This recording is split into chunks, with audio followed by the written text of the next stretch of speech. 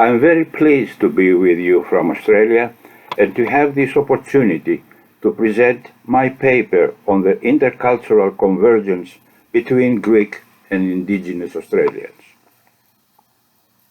The Greek Australians and the indigenous people of Australia, recognized as the first Australians, represent cultures of ancient origins within Australian society that converge and illustrate the talent and ingenuity of their creators, as well as the direct and indirect impact they have on each other.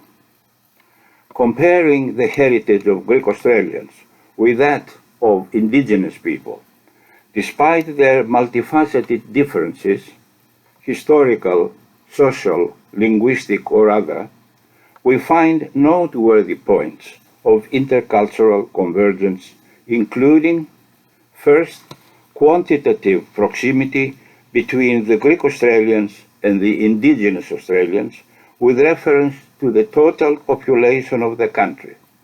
That is, in 2016, 2.8% for indigenous people and 1.8% for Australians of Greek origin. Second, both belong to societies whose origins go back to prehistoric times. These two ancient societies, in their geographical areas, exhibited cultural and linguistic continuity, with specialized cultural patterns and values, rituals and beliefs, mythology, etc. Third, indigenous Australians and Greek Australians have experienced minority status while struggling to maintain their language and ethnocultural identity in Australia, making both groups' adaptation to the Australian reality challenging. Researching their intercultural impacts, we are impressed by the broad spectrum of inspiration for artistic creativity one has on the other, especially after World War II, when the convergence of the two cultures became more dynamic and multifaceted. Based on my research, the earliest Greek immigrant writer to focus on the indigenous people and write about them was Alekos Doukas, younger brother of the well-known Athenian writer and his mentor Stratis Doukas. Alekos Doukas first referred to indigenous people in the 1950s in his Greek language semi-autographical narrative Under Foreign Skies. He comments on their daily life and history, their persecution under the British colonial authorities of the time, their deprivation and their displacement from their traditional lands.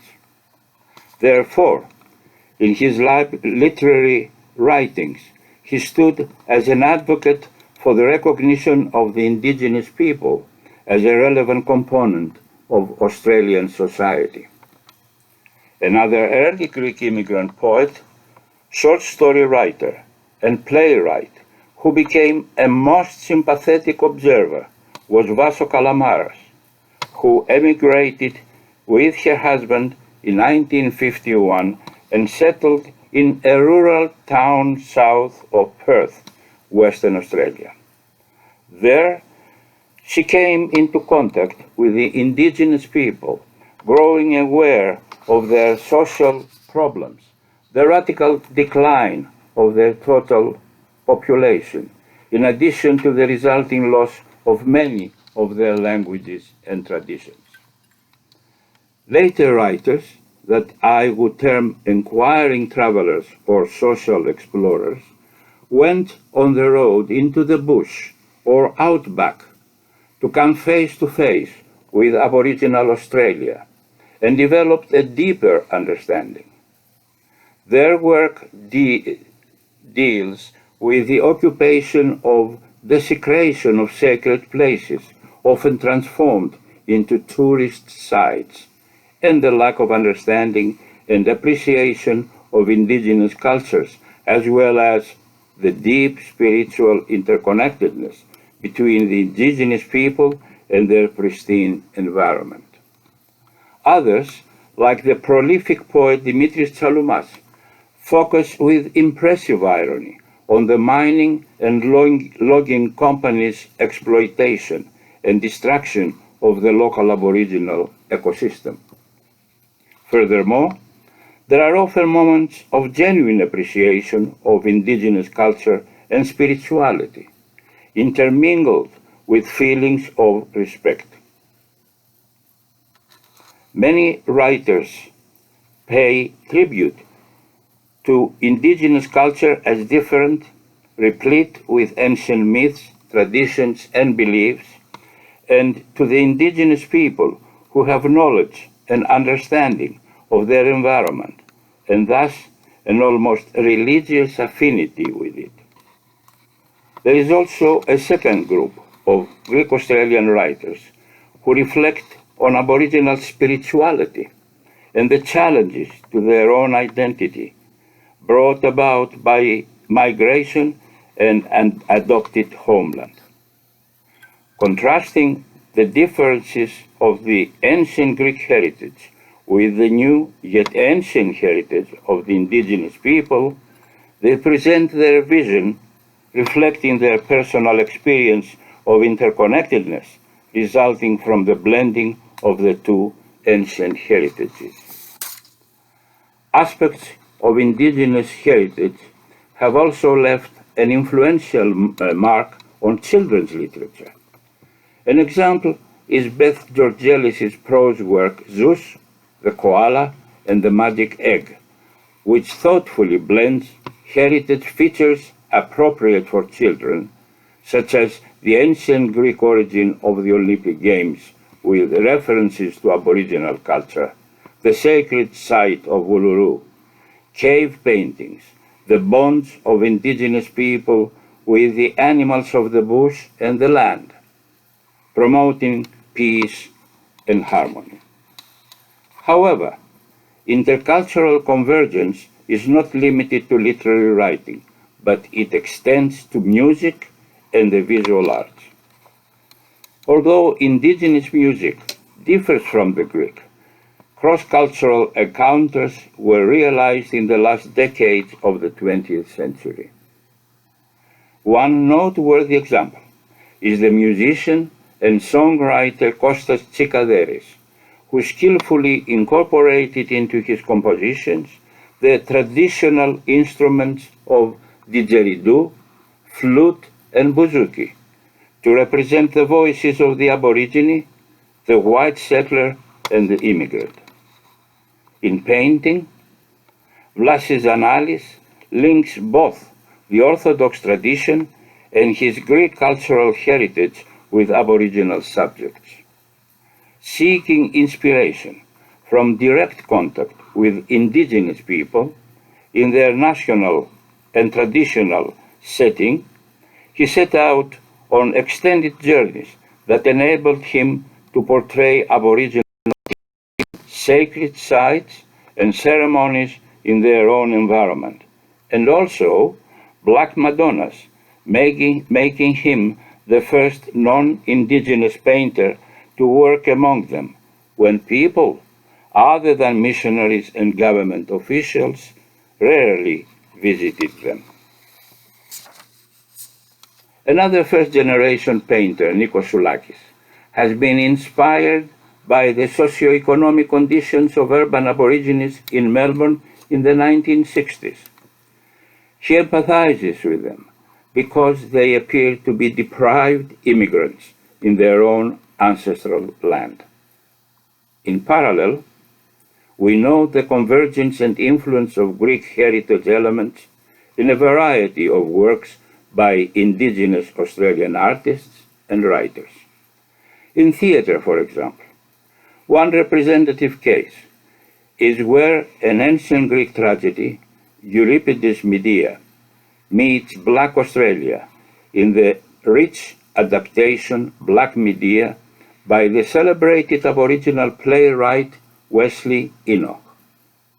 Enoch focuses into it an Aboriginal perspective, transporting it to an Australian setting, successfully combining the power of the Greek tragedy with the story of an Aboriginal woman who forsakes her heritage and follows the path of the Greek Medea. Another contemporary example is Georgina Chrysanthopoulos, whose mother is Aboriginal and whose father is Greek. Georgina, known as Little G, is a verse writer, rapper, dancer, and performance poet. She draws on both her heritages for inspiration and for making sense of her identity. Chrysanthopoulos has comfortably blended her two parental cultures and has called herself a proud Wogarigini, Wog meaning foreigner and Aborigine. In the field of visual arts, there is the internationally acclaimed painter, sculptor, and photographer Kalliopi Kelly Koumalatsos.